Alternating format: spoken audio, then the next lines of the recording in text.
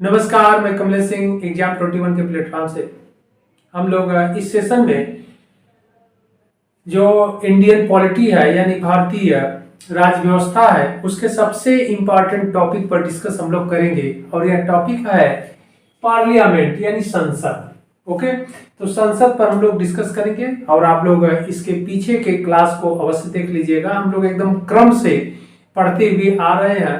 तो भाग 1 यानी इंडियन कॉन्स्टिट्यूशन के पार्ट 1 से और संविधान सभा के गठन से एकदम स्टार्ट से हम लोग संविधान पढ़ते आ रहे हैं और क्रम से आप लोग पीछे का क्लास एकदम क्रम से देखते आइएगा। प्लेलिस्ट में चेकआउट कर लीजिएगा, सारे क्लास आपको मिल जाएंगे। ओके, तो आइए हम लोग प्रारंभ करते हैं। पार्लियामेंट यानी संसद के बारे में सबसे इंपॉर्टेंट है और संसद के बारे में जो उल्लेख है, जो आपसे पूछा जाता है कि भारतीय संविधान में, इंडियन कॉन्स्टिट्यूशन में पार्लियामेंट यानी संसद के बारे में उल्लेख कहाँ किया गया है, तो संसद के बारे में उल्लेख भाग 5 यानी पार्ट 5 के अनुच्छेद भाग 5 में क्या है, संघ से संबंधित प्रावधान किया गया है। द यूनियन से संबंधित प्रावधान किए गए हैं।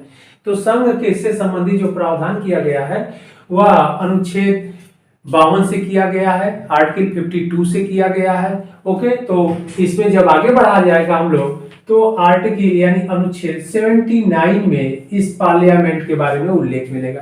तो पार्लियामेंट के बारे में जो उल्लेख किया गया है वह भारतीय संविधान के भाग 5 में, और भाग 5 में संघ से संबंधित प्रावधान है। उस संघ से संबंधित प्रावधान में अनुच्छेद 79 में, ओके, यानी आर्टिकल 79 में किया गया है, यानी 79 में किया गया है पार्लियामेंट के बारे में। तो आगे बढ़ते हम लोग। तो पार्लियामेंट के बारे में अनुच्छेद आर्टिकल 79 में जानकारी मिलती है या उल्लेख किया गया है। अब आगे बढ़ते हम लोग कि इस पार्लियामेंट यानी संसद के अंग, जो अंग दिया गया है, अंग में कौन कौन आते हैं, तो इस पार्लियामेंट के यानी संसद के 3 अंग होते हैं। आपके एग्जाम के लिए बहुत इंपॉर्टेंट है। 3 अंग में नंबर 1 पहला जो होते हैं वह राष्ट्रपति होते हैं, प्रेसिडेंट होते हैं इंडिया के। ओके, और दूसरा अंग जो है लोकसभा है और तीसरा अंग जो है राज्यसभा है। तो इस प्रकार संसद के यानी पार्लियामेंट के 3 अंग है और राष्ट्रपति, लोकसभा और राज्यसभा। या आप ऐसे भी कह सकते हैं कि पार्लियामेंट यानी संसद बनती है, किससे बनती है, राष्ट्रपति, लोकसभा और राज्यसभा से मिल करके। ओके, तो यह इंपॉर्टेंट क्वेश्चन हो गया कि संसद के जो 3 अंग हैं उसमें राष्ट्रपति होते हैं, लोकसभा होता है और राज्यसभा होता है। यहाँ पर सबसे इंपॉर्टेंट बात है, इस स्ट्रक्चर से हम लोग बड़े अच्छे से समझ लेंगे और आप लोगों को एकदम साइंटिफिक तरीके से दिमाग में बैठ जाएगा, कभी गलत नहीं होगा क्वेश्चन। यहाँ पर जो राज्यसभा है, राज्यसभा के बारे में, राज्यसभा है उसे काउंसिल ऑफ स्टेट्स कहते हैं। तो काउंसिल ऑफ स्टेट्स यानी राज्यसभा का उल्लेख अनुच्छेद 80 में किया गया है। ओके, यानी आर्टिकल 80 में किया गया है। और यहाँ पर लोकसभा के बारे में उल्लेख, जिसे हाउस ऑफ पीपुल कहा जाता है, अनुच्छेद 81 में किया गया, आर्टिकल 81 में किया गया है। ओके, तो अब यहाँ पर एक पॉइंट और इंपॉर्टेंट है कि संसद में के अंग तो 3 होते हैं। संसद के अंग 3 हैं, राष्ट्रपति, लोकसभा और राज्यसभा। लेकिन अगर कहा जाए कि संसद के सदन कितने हैं, तो संसद के 2 सदन होते हैं। तो इस संसद में 2 सदन है, एक है राज्यसभा और एक है लोकसभा। तो इस प्रकार संसद में 2 सदन है, राज्यसभा और लोकसभा। जबकि अंग की बात आएगी तो उसमें राष्ट्रपति महोदय भी जुड़ जाएंगे, यानी राष्ट्रपति भी उसमें जुड़ जाएंगे। अंग में तो 3 हो जाएगा। और जबकि यहाँ पर लोकसभा और राज्यसभा संसद के क्या है, यह सदन है। तो संसद के सदन है। अब आगे हम लोग बढ़ते हैं तो डिटेल से हम लोग देखा जाएगा, लेकिन यहाँ पर पहले हम लोग इसका की संरचना हम देख लेते हैं हम लोग कि राज्यसभा। वैसे तो राज्यसभा अस्थायी सदन होता है, लोकसभा अस्थायी सदन होता है और राज्यसभा वरिष्ठ लोगों का सदन होता है। ओके, और लोकसभा जो है इसकी सदस्यों की उम्र जो है, या फिर आप कह लीजिए कि जो निर्वाचित सदस्य होते हैं उनकी उम्र सीमा, आयु सीमा 25 ईयर है, 25 वर्ष है, इसलिए इसे युवाओं का भी सदन कहते हैं। तो आगे हम लोग डिस्कस कर लेंगे। यहाँ पर हम लोग संरचना पर डिस्कस कर लेते हैं। तो राज्यसभा में देखा जाए तो अधिकतम जो संख्या है वह 250 हो सकती है। अभी तक 250 सदस्य इसमें चुने जाते हैं, यानी राज्यसभा में। और इसमें निर्वाचित 250 में निर्वाचित कितने होते हैं? होंगे 238 होंगे। और 12 सदस्य जो है वह मनोनीत होंगे। तो इस प्रकार अधिकतम संख्या कितनी हो सकती है? 250। इसमें निर्वाचित सदस्य जो है 238 होंगे, मनोनीत सदस्य 12 होंगे। ओके, यह इंपॉर्टेंट पॉइंट। लेकिन यहाँ वर्तमान में देखा जाए तो वर्तमान में राज्यसभा में जो सदस्य चुन करके भेजे जाते हैं या निर्वाचित किए जाते हैं उनकी संख्या 250 नहीं, अधिकतम इतना हो सकता है, लेकिन इस समय 245 ये ध्यान रखना है। तो वर्तमान में आपसे क्वेश्चन पूछा जाता है कि राज्यसभा में सदस्यों की संख्या कितनी है, तो 245 है, यानी 245 है, 245 है। अब इसमें निर्वाचित कितने होते हैं? तो 233 सदस्य क्या होते हैं? निर्वाचित। और 12 सदस्य क्या होते हैं? मनोनीत। ओके, और यह मनोनीत जो सदस्य होते हैं इनका मनोनयन राष्ट्रपति के द्वारा किया जाता है, और वह समाज सेवा, विज्ञान, कला, ओके, आदि क्षेत्रों से के अनुभवी जो होते हैं उनको रखा जाता है। साहित्य, कला, विज्ञान, समाज सेवा के क्षेत्र से जो अनुभवी होते हैं उन सदस्यों को मनोनीत किया जाता है। किसमें? इस राज्यसभा में। और मनोनीत करने का कार्य कौन करते हैं? राष्ट्रपति के तरफ से किया जाता है। ओके, तो यह इंपॉर्टेंट है।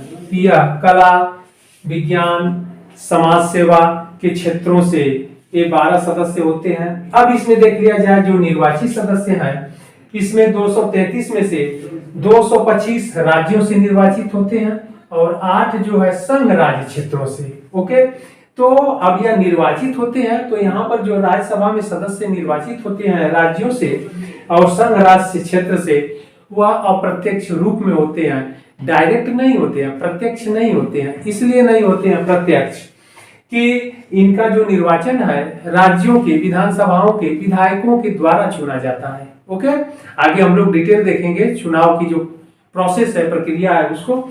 यहाँ पर इसीलिए जनता द्वारा या सीधे राज्यसभा के सदस्य नहीं चुने जाते हैं, इसलिए यह इनका निर्वाचन अप्रत्यक्ष होता है। तो अप्रत्यक्ष रूप से यह निर्वाचित होते हैं जनता के प्रतिनिधियों के द्वारा। आप ऐसे भी कह सकते हैं कि राज्यसभा के सदस्य जनता के द्वारा निर्वाचित प्रतिनिधियों के द्वारा चुने जाते हैं। और वह भी प्रतिनिधि कौन होते हैं? राज्यों की विधानसभाओं के होते हैं। राज्यों की विधानसभाओं से के जो विधायक होते हैं उनके द्वारा यह निर्वाचित किए जाते हैं। अप्रत्यक्ष रूप में होता है, लेकिन फिर भी इसे जनता के द्वारा ही माना जाता है, इनडायरेक्ट में। इसलिए कि विधायकों को, यानी राज्यों की विधानसभाओं के जो मेंबर होते हैं, विधायक होते हैं, वह सीधे जनता द्वारा चुने जाते हैं। ओके, तो इस प्रकार हम लोगों ने यह देखा कि वर्तमान में जो राज्यसभा में सदस्यों की संख्या 245 है, इसमें 233 राज्यों से निर्वाचित हो रहे हैं, और राज्यों में जो स्वतंत्र राज्य हैं और जो संघ राज्य क्षेत्र होते हैं, ओके, वहां से 8 और फिर राज्यों से 225। इस प्रकार राज्यों से 233 निर्वाचित होते हैं और मनोनीत सदस्य 12 होते हैं, और मनोनीत सदस्य राष्ट्रपति के द्वारा मनोनीत किए जाते हैं। और यह मनोनीत सदस्य साहित्य, कला, विज्ञान और समाज सेवा के क्षेत्र से होते हैं। ओके, और अनुभवी ये लोग होते हैं, अपने अपने क्षेत्रों के लोग अनुभवी सदस्य होते हैं और उनको मनोनीत किया जाता है। तो यह हो गया राज्यसभा की संरचना। अब हम लोग आते हैं लोकसभा की संरचना में, हम लोग देख लेते हैं। तो लोकसभा की संरचना में, और यहाँ पर ध्यान रखना कि यह वर्तमान ही आपसे एग्जाम में पूछा जाता है, यह अधिकतम है, यहां से क्वेश्चन नहीं पूछा जाता। अगर पूछा जाएगा तो आप इसको ट्रिक कर दीजिएगा कि अधिकतम संख्या कितनी हो सकती है, तो 250। ओके, 250 और राज्यों से 238, लेकिन मनोनीत उतना ही रहेंगे, 12 ही मनोनीत रहेंगे। ओके, आगे बढ़ते हम लोग। लोकसभा के बारे में जो जानकारी दी गई है वह भारतीय संविधान के अनुच्छेद 81 में। तो 81 में लोकसभा के संरचना के बारे में उल्लेख किया गया है, इसको हम लोग देख लिया जाए। और यहाँ पर राज्यसभा की जो संरचना थी अनुच्छेद 80 में थी। तो 81 में लोकसभा की संरचना, यहाँ पर भी क्या है कि अधिकतम और वर्तमान दिया गया है। तो अधिकतम कितने हो सकते हैं लोकसभा में, तो यहाँ पर भी अधिकतम जो सदस्यों की संख्या है 552 है। तो 552 हो सकते हैं अधिकतम सदस्य इसमें भी, किसमें, लोकसभा में, हाउस ऑफ पीपुल। जो जनता के का जो हाउस है या सदन है उसमें अधिकतम कितने हो सकते हैं, 552 हो सकते हैं। इसके बाद यह भी वर्तमान में कितने हो सकते हैं, या वर्तमान में कितने सदस्य हैं, 545 हैं, यहाँ पर ध्यान रखना है। और यहाँ पर माइनस हम 2 कर दिए हम लोग। इस प्रकार वर्तमान में आपसे एग्जाम में बहुत इंपॉर्टेंट क्वेश्चन की वर्तमान में जो लोकसभा है उसके सदस्यों की संख्या कितनी है, तो 543 है। ओके, इस समय वर्तमान में 543 ही सदस्य लोकसभा में हैं, इसलिए कि 545 था लेकिन इसमें 2 जो ये -2 हम लोग किए हैं, यह एंग्लो इंडियन थे।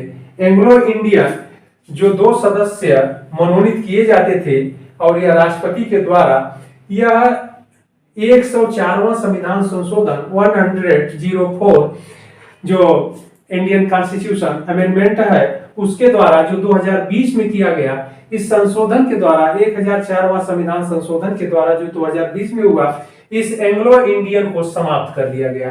अब इनकी जरूरत नहीं है, यह देखा गया कि अब इनके प्रतिनिधित्व की जरूरत नहीं है, तो इस एंग्लो इंडियन को समाप्त कर दिया गया। इसलिए जो 2 एंग्लो इंडियन होते थे इनको निकाल दिया गया। अब इन्हें मनोनीत नहीं किया जाता है, नहीं तो 2 सदस्य लोकसभा में भी एंग्लो इंडियन का मनोनयन राष्ट्रपति के द्वारा किया जाता था। तो यह इंपॉर्टेंट था, यह भी आपसे पूछा जाएगा कब यह समाप्त कर दिया गया 2 एंग्लो इंडियन को, तो 2020 तक था और जनवरी 2020 तक थे ये समाप्त कर दिए गए 104वें संविधान संशोधन के द्वारा, ओके, अमेंडमेंट के द्वारा। तो वर्तमान में 543 ही सदस्य हैं। अब इसमें देख लिया जाए कि 543। अब यहाँ पर एक बात और ध्यान रखना कि ये एंग्लो इंडियन होते हैं कौन, तो एंग्लो इंडियन तो जो ब्रिटिश भारत में शासन किए, अंग्रेज भारत में आए और वह शासन किए, तो वे लोग क्या किए कि यहाँ पर रहते समय यहाँ पर जो भारतीय महिलाओं से या स्त्रियों से विवाह कर लिए, उनसे उत्पन्न बच्चे या उनसे जन्मे संतान, ऐसे आप कह सकते हैं कि अंग्रेज यहाँ पर व्यापार करने आए, फिर भारत में शासन करने लगे और फिर यहीं पर वह विवाह कर लिए और उनसे जो संतानें उत्पन्न हुई तो उनको एंग्लो इंडियन कहा गया। अब यह है कि उन एंग्लो इंडियन वो तो चले गए, वे लोग तो चले गए, लेकिन उनकी संतानें यहीं रह गई, तो अपनी संतान को ले नहीं गए क्योंकि वह पश्चिमी कल्चर है। वे लोग जहां जाते हैं वहीं विवाह कर लेते हैं, वहां हिंदू धर्म की तरह 7 जन्म का बंधन नहीं होता है। वहां पर जब तक विचार जिसके साथ मिला तब तक रहे, नहीं तो वो लोग तलाक ले लेते थे या चले जाते थे। उन लोगों के लिए कि एक विवाह के द्वारा ही हम जीवन व्यतीत करें, ऐसी मान्यता पश्चिमी समाज में नहीं है। ओके, वहां तो बच्चे जन्म देने के लिए विवाह भी जरूरी नहीं है, आजकल आप लोग देखते भी होंगे। तो इसलिए वही एंग्लो इंडियन तो भारत से वे चले गए, उनके जो संतान है उन्हें एंग्लो इंडियन कहा गया। और उस एंग्लो इंडियन लोगों का प्रतिनिधित्व करने के लिए अगर उनका प्रतिनिधित्व नहीं होता था, यानी चुनाव में वह जीत करके नहीं आते थे, तो 2 सदस्यों को क्या किया जाता था, मनोनीत किया जाता था। वह एंग्लो इंडियन का प्रतिनिधित्व करते थे और वह 2 सदस्य किसके द्वारा मनोनीत किए जाते थे, राष्ट्रपति के द्वारा, और उसे यह समाप्त कर दिया गया है। ओके, तो यह वर्तमान में संरचना हम लोग देख लेते हैं। तो वर्तमान में इस प्रकार आपसे क्वेश्चन पूछा जाएगा, तो लोकसभा में सदस्यों की संख्या 543 है क्योंकि 2 एंग्लो इंडियन को समाप्त कर दिया गया, हटा दिया गया 104वें संविधान संशोधन के द्वारा। अब यहाँ पर क्या है, राज्यों से 524 चुने जाएंगे और संघ राज्य क्षेत्र से 19 सदस्य निर्वाचित किए जाते हैं। ओके, अब यहाँ अधिकतम में देख लिया जाए कि अधिकतम संख्या अगर पूछी जाती है 552, तो इसमें राज्यों से 530 चुने जाएंगे और संघ राज्य क्षेत्र से 20 चुने जाएंगे। ओके, तो इस प्रकार, और 2 इसमें एंग्लो इंडियन रहेंगे। अब एंग्लो इंडियन को तो हटा दिया गया है, तो एंग्लो इंडियन को निकाल देंगे। तो एंग्लो इंडियन को जब आप निकाल देंगे तो 2 इसमें से माइनस हो जाएगा, यानी अब इसमें से 550 अधिकतम रहेगा। ओके, तो यह भी ध्यान रखना है। तो यह 550 रहेगा, क्योंकि यहाँ राज्यों से 530 निर्वाचित हो रहे हैं, संघ राज्य क्षेत्र से 20 हो रहे हैं, और एंग्लो इंडियन 2 समाप्त कर दिया गया। इस प्रकार यह 552 की जगह 550 हो जाएंगे। तो यह इंपॉर्टेंट थे, ये स्ट्रक्चर संरचना, इससे आपको बहुत अच्छे से क्लियर समझ में आ गया होगा। अब यहाँ पर देखते हैं कि लोकसभा के जो सदस्य हैं, लोकसभा के जो सदस्य जनता द्वारा सीधे चुने जाते हैं, जनता द्वारा सीधे चुने जाते हैं, और इनका प्रत्यक्ष निर्वाचन होता है, जबकि राज्यसभा के सदस्यों का जो निर्वाचन होता है वह अप्रत्यक्ष रूप में होता है। अब इस लोकसभा और राज्यसभा से संबंधित जो विशेष महत्वपूर्ण जानकारियां उनको देख लेते हैं। सदस्यों की योग्यता हम लोग देख लेते हैं। ओके, और सदन अस्थाई है कि अस्थाई, इस पर भी हम लोग डिस्कस कर लेते हैं डिटेल। अब यहाँ हम लोग डिटेल देख लेते हैं राज्यसभा और लोकसभा से संबंधित जो महत्वपूर्ण और इम्पोर्टेंट जो फैक्ट्स हैं या बातें हैं। तो यहाँ पर पहले हम लोग राज्यसभा को, लोकसभा को ही देख लेते हैं। तो लोकसभा को अगर देखा जाए तो हाउस ऑफ पीपुल इसे कहा जाता है, यानी जनता के द्वारा ये प्रतिनिधि होते हैं, जनता के लोग होते हैं, जनता द्वारा सीधे चुने जाते हैं, इसलिए इसे लोकसभा कहा जाता है, हाउस ऑफ पीपुल कहा जाता है। और इसके बारे में उल्लेख अनुच्छेद 81 में है। अब यहाँ पर है कि हम लोगों ने देखा कि पार्लियामेंट यानी संसद के 2 सदन होते हैं, तो एक राज्यसभा हो गया, एक लोकसभा हो गया। यहाँ पर क्या है, दोनों को साथ साथ भी देख सकते हैं तो ज्यादा अच्छा क्लियर हो जाएगा, फिर अलग से भी देख लिया जाएगा। राज्यसभा को काउंसिल ऑफ स्टेट्स करते हैं, और इसका उल्लेख भारतीय संविधान के अनुच्छेद 80 में किया गया है, हम लोगों ने देखा। इसे उच्च सदन कहा जाता है, इंपॉर्टेंट पॉइंट, जबकि लोकसभा को निम्न सदन कहा जाता है। ओके, और यहाँ राज्यसभा को द्वितीय सदन कहा जाता है, जबकि लोकसभा को प्रथम सदन कहा जाता है। अब क्या है, लोकसभा को प्रथम सदन इसलिए कहा जाता है कि इसके सदस्य जनता द्वारा सीधे चुने जाते हैं, और राज्यसभा को द्वितीय सदन इसलिए कहा जाता है कि यह जनता के चुने प्रतिनिधियों के द्वारा चुने जाते हैं, यानी अप्रत्यक्ष रूप से। यानी जो राज्यों की विधानसभाएं होती हैं, संघ राज्य क्षेत्रों की और राज्यों की विधानसभाओं के सदस्यों द्वारा चुने जाते हैं, और विधायकों का चुनाव सीधे जनता द्वारा किया जाता है। तो यहाँ पर राज्यसभा में सदस्यों का चुनाव अप्रत्यक्ष रूप में होता है, इनडायरेक्ट में। यहाँ पर डायरेक्ट में होता है जनता द्वारा। यहाँ पर हम लोग लिखे हैं कि यह जनता का सदन होता है, इसलिए कि जनता के सदस्य सीधे इसे चुनते हैं, और यह बड़ों का सदन होता है। ओके, और बड़ों का सदन होता है, तो इसलिए बड़ों का सदन मतलब यह है कि इसके जो सदस्य निर्वाचित होते हैं उनकी जो आयु होती है 30 वर्ष, कम से कम 30 वर्ष कंप्लीट होनी चाहिए, जबकि यहाँ पर हम लोग देखेंगे तो लोकसभा में 25 वर्ष। ओके, इसलिए इसे बड़ों का भी सदन कहते हैं, शिक्षितों का भी सदन कहते हैं। आगे हम लोग बढ़ते हैं, और यह लोकसभा अस्थायी सदन है, यहाँ पर ध्यान रखना है, जबकि यह राज्यसभा अस्थायी सदन है। अस्थायी सदन से तात्पर्य क्या है, यह कभी विघटित नहीं होता है। ओके, कभी समाप्त नहीं होता है, जबकि लोकसभा विघटित होता है, इसका कार्यकाल 5 वर्ष का होता है। आगे हम लोग देखेंगे कि इसका कार्यकाल यहाँ पर है, कार्यकाल 5 वर्ष होता है, और जबकि इसका कार्यकाल नहीं होता, यह सदस्यों का कार्यकाल है, ध्यान रखना है। यहाँ सदस्यों का कार्यकाल 6 वर्ष होता है, और यह 5 वर्ष, अगर सदस्यों का लोकसभा में चुनाव होता है तो यह 5 वर्ष तक सदन में रहते हैं, और 5 वर्ष के बाद लोकसभा विघटित कर दी जाती है, भंग कर दिया जाता है, पुनः चुनाव होता है। इस प्रकार लोकसभा का कार्यकाल 5 वर्ष का होता है, जबकि राज्यसभा कभी भंग नहीं होती है, विघटित नहीं की जाती है, इसके सदस्यों का कार्यकाल 6 वर्ष होता है। ओके, और यह विघटित नहीं होता, इसीलिए इंपॉर्टेंट है।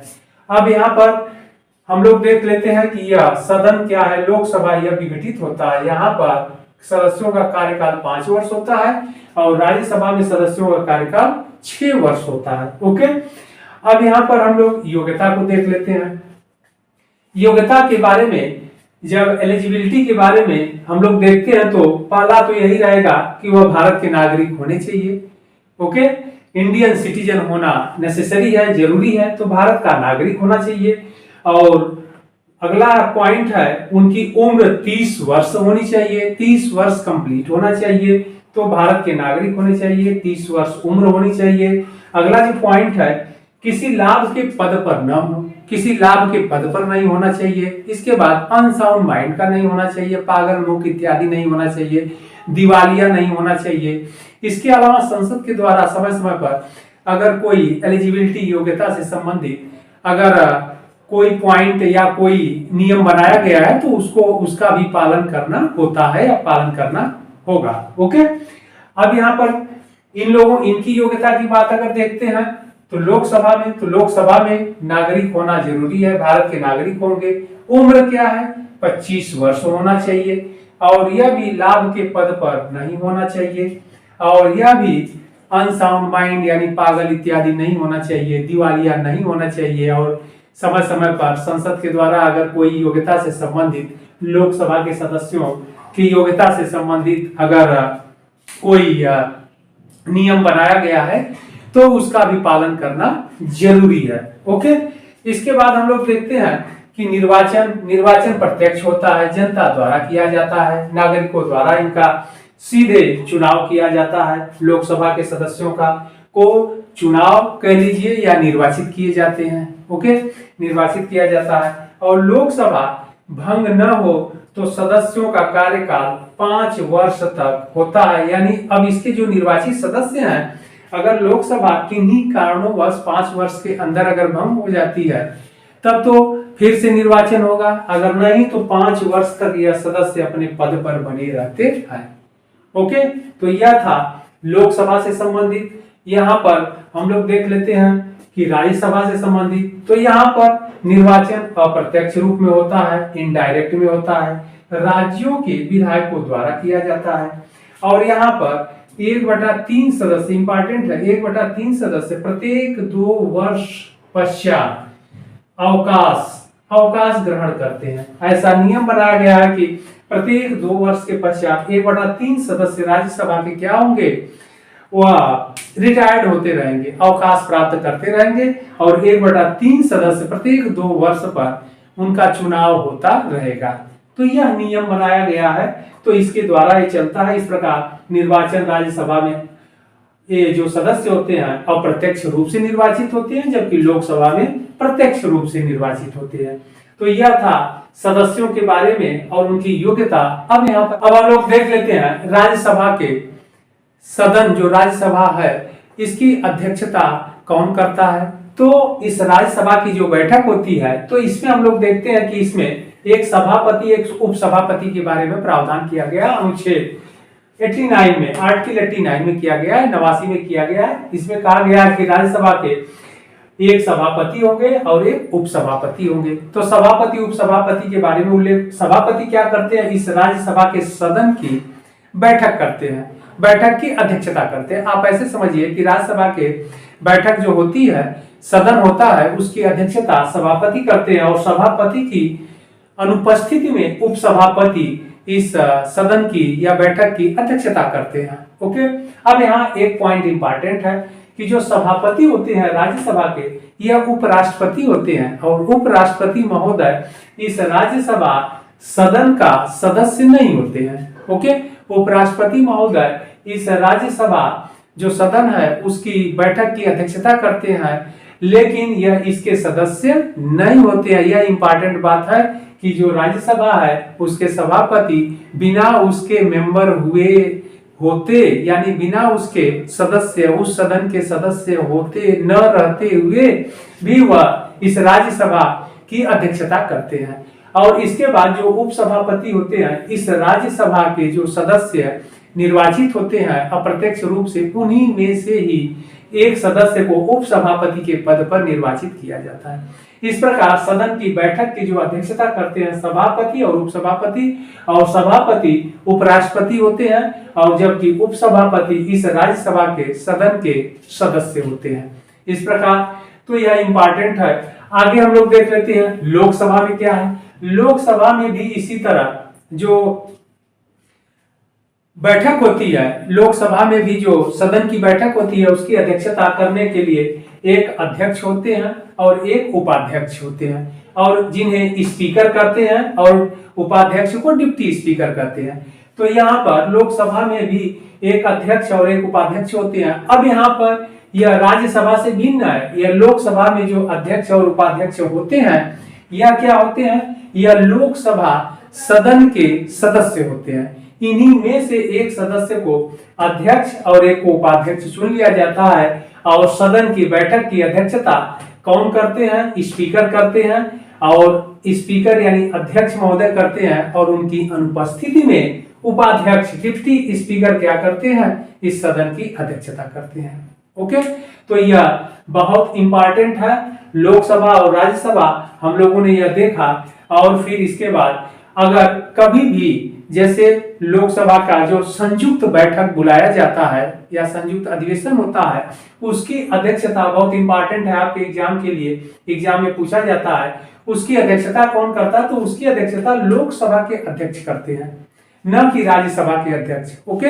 अगर पावर देखा जाए तो पावर लोकसभा को अधिक कई मामलों में प्रदान किया गया है। जैसे धन विधेयक है, तो धन विधेयक लोकसभा में ही रखा जाता है क्योंकि इसके सदस्य जनता द्वारा सीधे चुने जाते हैं। और तो इसीलिए जो धन विधेयक होता है या वित्त मामले होते हैं उसको सबसे अधिक पावर लोकसभा को ही दिया जाता है। अगर राज्यसभा में वह पेश नहीं किया जाता है, पहले लोकसभा में ही किया जाता है, और लोकसभा से पारित होने के पश्चात लोकसभा राज्यसभा में भेजा जाता है, और राज्यसभा 14 दिन तक के अंदर उस पर वित्त से संबंधित मामलों पर या वित्तीय मामलों पर अगर कोई अपना राय देना चाहती है, कुछ उसमें सुधार करना चाहती है तो दे सकती है, अन्यथा नहीं तो 14 दिन तक अगर यह बिल को रोके हुए है तो लोकसभा द्वारा वो पास कर दिया जाएगा।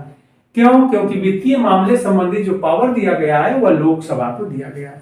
तो यह था पार्लियामेंट के बारे में डिटेल विस्तृत हम लोगों ने डिस्कस किया है, तो यहाँ पर ध्यान रखना है। तो यह इंपॉर्टेंट है, हमेशा पूछा जाता है। राज्यसभा उच्च सदन है, द्वितीय सदन है, अस्थायी सदन है, इसका विघटन नहीं होता है, इसे बड़ों का सदन भी कहा जाता है, और इसके सदस्यों का कार्यकाल 6 वर्ष होता है, यह विघटित नहीं होता है। योग्यता क्या है? सदस्यों की भारत का नागरिक होना चाहिए। यह आयु उम्र पर आपको ध्यान देना रखना है कि 30 वर्ष, और इसके सदस्य लाभ के पद पर न हो, अनसाउंड माइंड न हो यानी पागल मुख न हो, दिवालिया न हो। इसके बाद इनका निर्वाचन अप्रत्यक्ष रूप से होता है, और 1/3 सदस्य प्रत्येक 2 वर्ष पश्चात अवकाश ग्रहण करते हैं।